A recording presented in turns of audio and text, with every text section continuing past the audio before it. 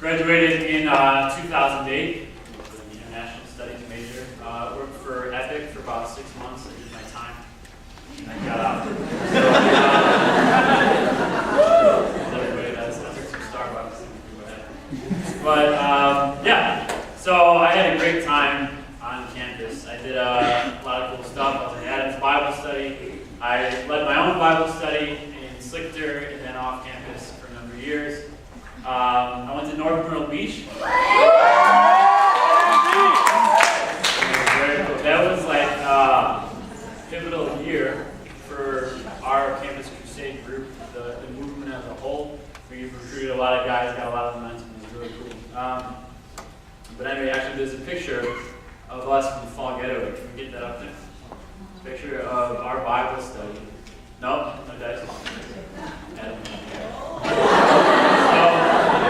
So we did the talent sketch. The middle is the illustrious Anna Petty. I'm someone in the back, my shirt's kind of belly up. But I think we did a screamer dance at India.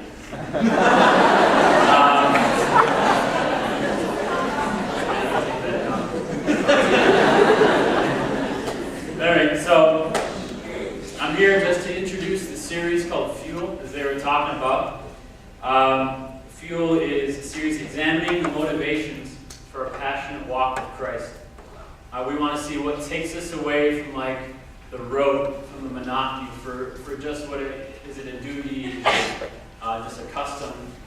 And we want to see what fuels our faith to a world-changing adventure. Pardon me. So that's the series. The first one we're talking about is Risky Faith, and it'll be going on from this night. So, risky faith, this idea that God is an adventure, that He's fun, that it's even worth doing, is actually what made me become a believer in the first place. I grew up in the church, and then my senior year of high school, I decided to say yes to the Lord. I decided to give Him the Lord Jesus Christ, the Lordship of my life. And I did it because I said, okay, God, I want to do something fun. I want to do something that I can do 100%. I can just grab a hold to. When I grew up, I was on the soccer team. We had this British trainer. We called him the British Bulldog. And he would just scream stuff at us. He would just yell, effort, determination! I had no idea what it meant, but I just ate it up. I just loved it. I just wanted something like that I could just run at just 110%. And I found that in the Lord. And to be honest with you, once you say yes to the Lord, it's like, watch out, buckle your seatbelts and hang on. Since I was 19, I'm 26 now, I've been to 33 countries. I've lived in 3 of them, like had work permits and stuff like that. For the last 4 years, I've been with a missions group called Overland Missions. I'm currently the director of our water project. And so actually we just finished up our first full year of drilling, so that's pretty cool. We work primarily in southern Zambia. I spent a year in a country called Burundi. Burundi is just south of Rwanda, a tiny little country. You can actually have a pic of it. So that's a picture of Burundi. Now, so you see kind of like the rolling hills, like the mist and stuff like that. Burundi is a very mountainous country. Most people have heard of Rwanda. They know about the massacre in 1994. So, brief history is that in 1994, the Hutu and the Tutsi stuff kicked off. About 1 million people were massacred in like 90 days in Rwanda. Now, Burundi is just south of that. And the same amount of people were killed in Burundi, except it happened over about a 13-year period. They called it a trickle genocide, so it was a few hundred people there. So if you can imagine, the country basically lived in this constant state of terror since about 2009, the year I showed up. So it had a very violent, it was a very rough country while I showed up. There were still active rebel groups. I went to bed with like gunfires and like grenade attacks in the city and stuff like that. I, for the most part, felt safe, but I was probably just naive. But I want to take you through a few of the stories that I've had from Africa and Southeast Asia, where I've traveled, and just kind of show you just a pattern that I've noticed, and even just some some lessons that I've learned along the way. And actually, I love that skit that the guys performed. It was really good. It's like, it kind of shows a cool pattern. It's like, first Jesus prompts us, the Holy Spirit prompts us, then we move, then he moves. And it's super exciting, and it's almost addictive. It really is. Once he moves, once we jump and we see what he can do, it's the most exciting thing in the world. Okay? Now, when I showed up to Burundi, as Adam said, I kind of was dropped in there. I did a 3-month training course in Zambia, and then we took a week-long bus trip to get up to Burundi. Me and my friend JJ Lapour, he graduated a year behind me. I don't know if anybody knows. But so we took a week-long bus trip. I remember at one point we arrived at the border of Zambia and Zimbabwe, and all we knew is that we wanted to go north. And so we basically jumped off the bus. We had all our bags. We showed up at this bus station at about 9 a.m. There's crowds that were like screaming drunk. And if you've ever been to a bus station, it's generally a shady place. If you've ever been to a border town, it's generally a shady place. You put them both together in Africa, it's a very shady place. And so we showed up, and I remember JJ and I were walking off, and we're basically the only white dudes there. And people are just eyeing us on the bus because the people that make their money, they make their money by carrying your bags. They're being porters. And they basically get your bags by taking them from you, okay? So JJ and I were just like, prepping ourselves like, all right, and I'm like mentally checking where I would like disperse the cash around my body, just so I have one place gets taken, I know I have something else left. So we come up, so they open the bus door, and the bus driver has in one hand a pitcher of water and an axe handle in the other. He throws the water out the door, the crowd jumps back a bit, then he jumps out and starts baseball swinging like that. And so he creates like this 5-foot space, and people start running off the bus to get their bags. And JJ and I were just like, oh my. But right as we were walking off, this like short, almost like quiet, demure lady walked up and she said, do you need any help? Can I help you? And we're like, yes. And so, angel of the Lord out of nowhere literally walked us through the border. And I remember at one point we were walking and people were like grabbing us, but this little lady kind of turned into a pit bull for us, and she was like shoving people out of the way. And I remember this guy. I had like basically my entire life's belongings in like a hiking pack and this roller duffel, and I was pulling the roller duffel, and I felt someone grab it like that, and I felt the zipper start to go on, like they tear it open, like it's done, And so I'm in the middle of this crowd, and I just remember I was just like tired. I had people like yelling at me and stuff like that. I just like at my wits end, and then I just turn around and do like a blind haymaker, dumbest thing in the world. And then I like swing, and the guy does like a Jackie Chan like somehow, and I don't touch him. And then immediately once I did it, I was like, wrong move, bad. And then it's just like there's like a split second of silence. Everybody's like looking at each other. And then they just start laughing. I'm like, all right. So I make it to Burundi, and we got in there, and really it was mayhem. We were working with another funding partner. It was right at the financial collapse. So they took off. They left a bunch of bills. I got there, and 2 days later, my boss was like, Dave, this is the situation. The car is totaled. Our guys have had their salaries paid in like 2 months, and I'm leaving in 2 weeks. And you can come if you want, or you can stay, is what he said. So I decided to stay. I kind of mulled it over. Didn't know what was going to happen. All our projects were scrapped. I didn't know which direction to go, but I said, Lord, I trust you. I believe you called me here. I've committed a certain amount of time here, so I'm just going to stay and see what happens. So, and it was crazy. It was literally insane. Within, I think it has to be a world record, within 3 weeks, the chief of staff of the president was like cursing my name. That would be like someone showing up in Rahm Emanuel or whatever Daley is now the chief of staff of Obama, like cursing your name, just because we're involved in some projects that were politically tied, which is a bad move. But so one particular story, we showed up, and this group we were working with was actually like handing out shoes as a ministry, and any sort of kind of free will handoff was just insane. It was insane. There's crowds would come and people like grabbing bags of shoes and running away. Cops are there like beating kids. It was like the worst idea in the world. And so, but I was there like trying to organize things, trying to say, hey, go here. And I remember this one time, the church we were in was surrounded. Okay, like people outside yelling, shouting. We want shoes. I was like, oh my God, what have I gotten myself into, you know? And at one point, they started like shaking the cinder block walls. They started tearing down the cinder block walls, and I'm just like, Lord, what is about to happen? But I was with a pastor and his wife, and this pastor's wife was one of the most amazing women I've ever met in my life. She'd spent basically her own personal finances just like getting kids off the street. You know, they were war orphans, just getting them off the street, giving them a place to live.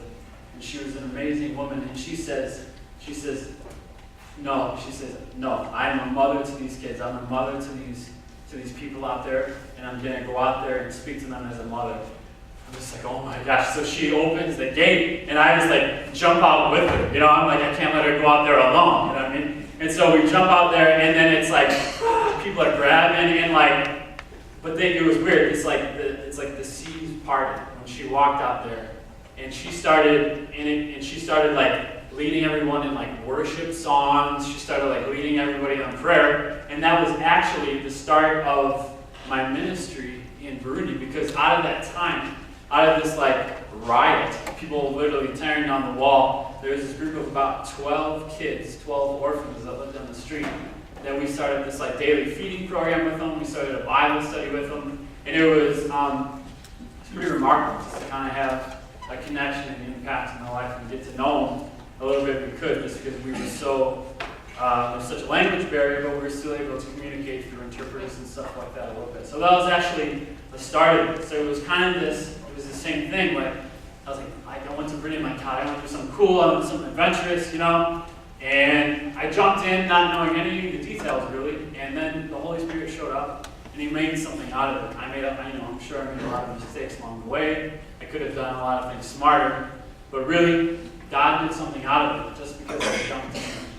And long story short, I spent a year in Burundi. Things calmed down. I was able to meet a lot of great, other great NGOs, other great ministers. Met a lot of great Burundian friends. And but the one thing I learned was this: is that like after about 2 months, a kind of a sense of romantic adventure, in the sense of like almost adrenaline, man, I want to have a cool rush. Like that just went away. Like the second you realize, okay, I'm alone, like no one's returning my emails, no one even cares. You know, so like that went away, and I remember sitting in my apartment, and I was like, apartment had like no electricity, no running water, you know, it was just like 90 degrees, 100% humidity. I was like sitting there in my boxers with my head in my hands, just like sweating, and like, God, what am I even doing here? You know what I mean? Like it's not cool anymore. It's not fun anymore. And he said to me, Dave, it's not about you, but it's about love. You know, you toss up that 2 Corinthians verse. This is out of the ESV. Paul says, "For the love of Christ controls us, because we concluded this, that one has died for all, therefore all have died, and He died for all, that those who live might no longer live for themselves, but for Him who for their sake died and was raised." So I kind of put the italics, and the love of Christ controls us. I like that imagery. Some other translations, the love of Christ compels us. But I like the idea of the controlling. It's almost like we lose our own volition once we say yes to the Lord, and we give Him His way in our heart. Right? He basically says, "No, my love is going to compel you into this place." And I ran into many situations like that where I, in my own right, under my own ability or sense of goodness, could not have reacted in certain ways, but I chose to say, "No, Lord, I'm going to love this person like you love them." You know? So that was the first big thing. That love is the motivation. Love is the motivation. The love of Christ controls us. Once we yield our hearts to Him and yield our will. after Burundi, I moved to Zambia, to our main base of operations, and just outside of Livingston. And so I worked there for about a year, but the whole time I was in Burundi, I lived about 12 miles away from the border of the Congo, from the state of Bukavu, East Congo. So most of any of you know, even if you've been paying attention to the news lately, there's a lot of stuff going on. It's a very volatile region. It's a very volatile part of Africa. And it still was at that time. And I had many Burundian friends who were in fact Congolese refugees. They had escaped over Lake Tanganyika at night, kind of fleeing rebel groups and stuff like that. And the Lord, it was just on my heart. It was just like, there was this mayhem. It was intense. And the Burundians I knew were basically, they were afraid to go back. They didn't want to go into it because they knew what could happen to them. They knew what was going on. But I mean, the stuff you read about the Congo is generally pretty negative. Kind of, they call it the rape capital of the world. There's a lot of wars and things like that. So it was just from personal experience, personal relationships. I had this desire to go to the Congo and just to see, just to see what was going on, see what it was like, but B, just to see what the Lord could do there, what doors He could open up. So, go to the next picture. So so we went there in actually October of last year. So this is myself, guy on the left is Derek, guy on the right is Jake. They work for Overland Missions, two of my great friends there. And so we all kind of had this similar passion to go to the Congo, just to see what was going on, to see what it was like. And so we went up into the southern state of Congo, through the Kasumbalesa border, into the big town of Lubumbashi. That's kind of the business center of the Congo. That's where most of the mines are. That's kind of the economic engine of the place. It is very wealthy. There's tons of mines there. So it was kind of like one of these things we didn't really know what was going to happen. We basically got a contact through a friend who worked in some cobalt mine outside of another town. And we said, okay, she's like, well, I know people in this village, so okay, we'll go there. So we basically went up not knowing the language. Like, I spoke a bit of French from Burundi, but I couldn't, you can't argue with, you can't argue with people who are fluent in French. I wasn't that good. And we didn't know the language. We didn't have any idea what was going on, even where we were going. We saw it on the map, but that was about it. And so we get into this place, and I remember we took 3 days of buses again, and then we hopped on these little 100cc motorbikes. And if you see, I rode with Derek on the left. Derek was supposed to wrestle at Purdue. He's about, in the heavyweight, he's about 230 pounds. He's just like a brick. And so it was me on the very back, Derek, and then like our Congolese driver on this little 100cc moped. He pushed up in the front, and we all have our bags.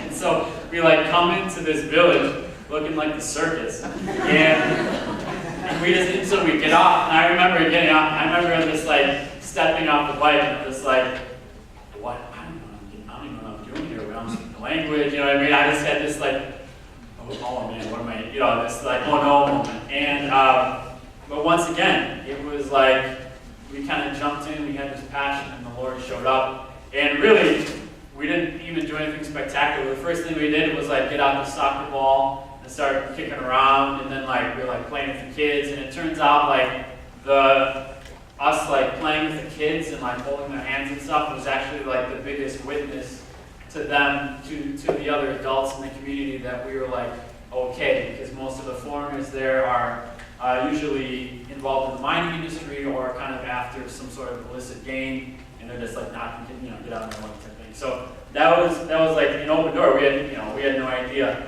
And then all of a sudden, things have started to happen. We were doing these kind of open air preaching meetings, and I remember we were preaching one time, and we gave a salvation message, and these guys responded, and then right as they responded, there was this boom, this massive thunderclap, and all around us there was these storms. It was this place was all storming, except this circle above around the village we were in, around Pande. And I don't know if it was coincidence or spiritual. I just thought it was awesome. And so the biggest thing is that we brought these pastors groups here, this group of pastors. So if you've ever been to Africa, if you've ever worked there, one of the biggest problems is the denominational factions. They hate, they hate each other. They won't even talk to the other guy. And so we had pastors showing up like the bishop, the Anglican bishop, and like the Baptist guy, and like the Episcopalian guy, and they're showing up. And then we started doing house to house initiative evangelism with them. I don't know if you guys have ever done that on campus, but at first it was like we were walking around with guys, and they would knock on the door, and this lady would open up, and they'd just walk in, and they'd yell a Bible verse at us, and everyone would take off running. So it was we're all right, pump the brakes, let's first talk to them, say hi to them, please, and so we worked from there. But the coolest thing was, from that time, my friend went back, so that was October, my friend went back in April. Those pastors were meeting every week on their own, until they were meeting every week on their own, praying for the village and going out together. Which my friend Jake on the right has been in Zambia for 6 years in the bush. He says in 6 years in Zambia, I have never even had pastors, two denominations, even sit in the same room together, and all of a sudden these guys are doing it for a whole year together. It was insane, just the door that the Holy Spirit opened up. And one of the craziest stories is that, I wish I had this picture, I couldn't get it, I'll try to get it from Jake earlier today, but we took a picture with the soccer team that we played with, and we were able to minister to the guys, and a lot of the guys accepted Christ. They responded to the salvation message. And then 2 months after we left, we found out that there was this big political rally, and one of the local politicians got this 5-ton truck. He basically said, everybody come on down to the next village, and we're going to have this big political rally. So 150 people packed into this truck. It overturned going down the hill, and half the guys were killed on the whole team. And so it was guys that we hung out with, that we were that we got to know every day. We became friends with, and then but they were able to respond to the gospel in time. It was just a pretty dramatic circumstance. Okay, so this is the end of my second year. At the end of my convo trip is my second year. And so my nerves were pretty frayed. There's a lot of, I was culture shock and stuff like that. And this feeling of love that I had coming out of Burundi, we're controlled or compelled by love, the feeling had gone, right? Sometimes the circumstances in our life can make compassion or these feelings that we have grow cold. It's almost like our heart shuts the door, because I've been through this and that, and I don't want to engage anymore. I don't want to engage because it's too tough.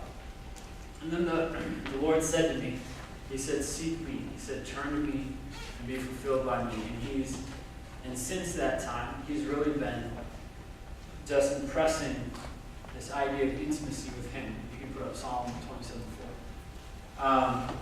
David writes this. He says, one thing have I asked of the Lord, that will I seek after, that I may dwell in the house of the Lord all the days of my life, to gaze upon the beauty of the Lord and to inquire in His temple. So, intimacy with Christ, seeking Him. Now, David was a guy who basically had everything, right? David went through a tough time, but he was like a general, he was a warrior, everybody looked up to him, he was wealthy, he had all these things. Yet the first thing he says is this, one thing have I asked, to inquire in your temple, to seek after you, Lord. There's, when David was dancing before the ark, I don't know if you know that story, where he was ushering in the ark into Jerusalem, and then his wife got mad because he stripped down naked, they said. But I read in some translations that when he stripped down, he wasn't actually physically naked. He was in his linen ephod. He was in a long robe that the priest wore. So underneath his kingly robes, underneath he wore his priestly robes. And that is primarily who he was. He was a worshiper. And he was one who sought the Lord. And so that's one thing that the Lord has just impressed on me more than anything. That all ministry flows from our intimacy with Him. Intimacy opens the door for God's grace to work in us. Proverbs 25:1 says, it is the glory of God to conceal things, but the glory of kings is to search them out. Now, our greatest mission in life is to seek Him first, is to seek His face and to fall in love with Him. Why is that? It's because that pursuit of Him, that time in prayer, that time alone in your prayer closet, even in silence before Him, changes us. Okay? God actually, it says He conceals things. He actually, I don't think He makes it difficult for us. He just invites us to come and to, under our own volition, under our own effort, to choose Him. To choose Him over anything else. There's a guy named Banning Liebscher. He heads the Jesus Culture movement. He says our generation that we grew up in has more options and more things that we can choose from to fill ourselves than any other generation in the history of mankind. But what makes our choice so powerful is that our choice is powerful in the midst of those other things. In the midst of those other options is when our choice becomes powerful. And we are a generation who's going to say yes to the Lord. There's people that are going to rise up within us, and a yes in our spirit to the Lord will be more powerful than any yes that people can say to anything in this world. Wealth, riches, fame, anything like that. And that's something that we have to grasp onto.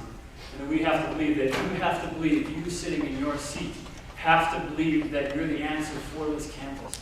You're the answer for UW-Madison. I went here for 4 years. I lived here for a time after. It's a dark place. People fill themselves with a lot of other things besides God. They fill themselves with a lot of other things besides the love of Christ. There's something that anything that fulfills. They look for anything else. Right? And that's one thing I want to impress upon you guys today. You can go to the last slide. So, we talk about adventure and we talk about risk, but godly adventure is a byproduct of first loving Him. The motivation to sacrifice, to love, and to serve others in the face of opposition stems from intimacy with Christ. So that's what I want to leave with you guys today. Psalm 27:4, seek the face of the Lord. You want to go on crazy adventures, He'll take you on crazy adventures. But save yourself some time, some pain, some effort. First, seek Him. Don't seek adventure first. Seek Him. Don't seek fame and influence first. Seek Him. And then He can bring you into those things. Okay? It's much better to have those questions answered in your head before you're faced with choices that will take you away from Him, that will steal you away from Him. All right, I'll close in prayer.